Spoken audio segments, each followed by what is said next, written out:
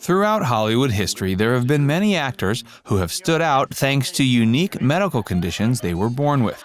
Many of these stars were able to use their unique appearances to their advantage by securing roles in fantasy features and TV series. Join Facts First as we explore actors made famous by their unusual medical conditions. Robert Z'Dar. Robert Z'Dar was an actor who suffered from a rare congenital condition that goes by the name of cherubism. This unique condition resulted in the actor having an exceptionally defined jawline. Z'Dar's jawline was so prominent that he made co-star Bruce Campbell's jawline look small by comparison in the 1988 film Maniac Cop. Given that Bruce Campbell is a man who has come to be defined by his chin, this stands as an incredible feat. Robert began acting in the 80s, and it didn't take long for his unique appearance to make him stand out in the eyes of producers. His strong features made him perfect for playing the role of the intimidating villain, including his turn as the titular antagonist in Maniac Cop and its two sequels. Throughout Robert's life, he appeared in over 100 feature films. Besides his iconic role in Maniac Cop, some of his other notable roles included his turn as a henchman named Face in the Sylvester Stallone and Kurt Russell film Tango and Cash. Although he never became a superstar, he achieved cult stardom over the course of his life thanks to his roles in B pictures. The most high-profile gig of his career was arguably the 1991 feature Mobsters. In it, he starred alongside Christian Slater and Patrick Dempsey. Sadly, the film was a box office flop and didn't yield any more blockbuster roles for Robert in the future. Still, he worked so consistently in the years leading up to his 2015 death that films starring Robert are still being released posthumously. Ted Cassidy. Ted Cassidy was an immensely tall actor whose most notable role was that of the butler character Lurch on The Addams Family. The actor's skinny frame and immense height of 6'9" made him the perfect choice for characters who were meant to look particularly lanky.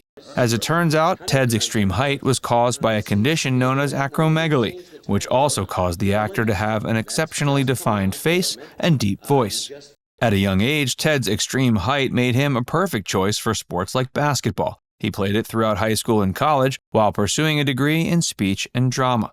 But he wanted to become an actor, and his stature proved an advantage when it came time to seeking out roles in Hollywood. The character of Lurch was originally supposed to be mute, but Ted brought such charisma to the character that the writers started giving him lines. The character became a hit, and more appearances followed for the actor.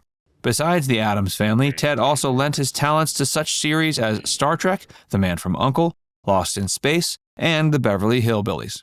He also became a notable voiceover artist throughout his career thanks to his uniquely deep voice. Around the time he took on the role in The Addams Family, he also began voicing characters in various series for Hanna-Barbera Productions. He performed the sound effects for the character of Godzilla on the 1970s animated series and performed the voices for Ben Grimm on the New Fantastic Four and Brainiac on Super Friends. Ted Cassidy could also be seen sporadically on film throughout his career. His most notable appearance was arguably in 1969's Butch Cassidy and the Sundance Kid. Sadly, the condition that brought Ted to fame ended up killing him. His acromegaly caused a fatal tumor to form in his heart, and he died after having surgery to have it removed. He died in 1979 at age 46. Hey, if you're enjoying this video so far, be sure to give it a like and subscribe to Facts First for more. And stick around for more interesting conditions that actors had. Felix Silla.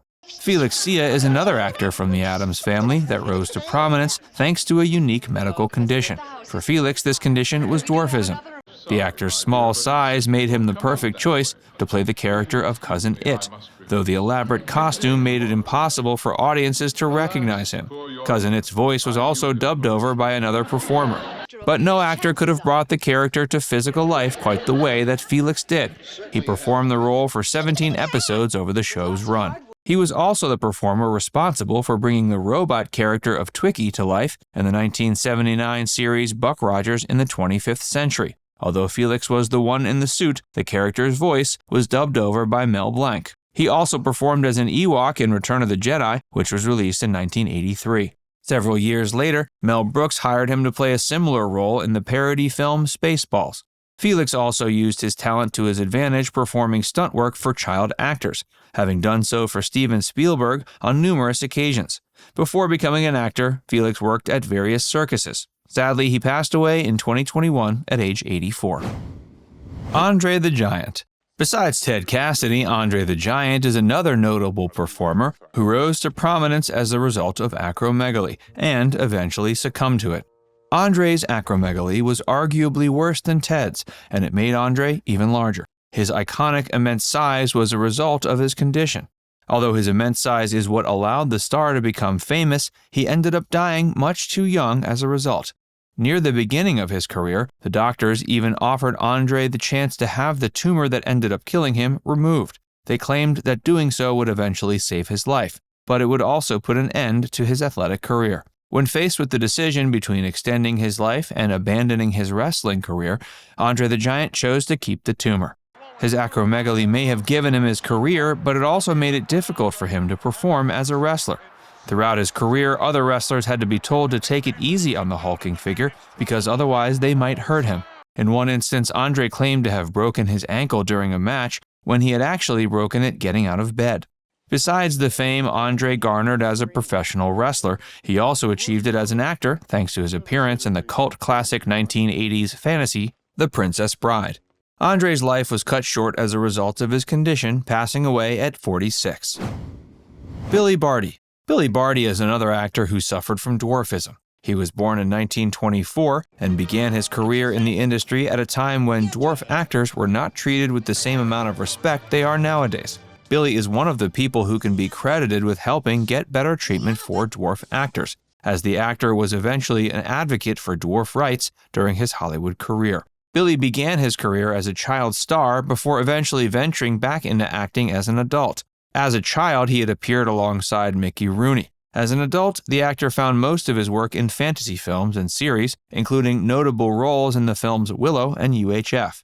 In the 70s, he worked with Sid and Marty Krofft. His most notable collaboration with the duo was portraying the character Sigmund on Sigmund and the Sea Monsters, but he also appeared in The Bungaloos and Dr. Shrinker. He passed away in the year 2000 at age 76. Paul Benedict. Finally, we'll close this video looking at one last actor who suffered from acromegaly. Of the three, actor Paul Benedict arguably suffered from it the least. He was a comparatively meager 6'4". He wasn't diagnosed with the condition until adulthood. It wasn't until an audience member at a stage performance contacted Paul that he finally realized what caused his unique facial structure. His most iconic role was that of Harry Bentley on The Jeffersons.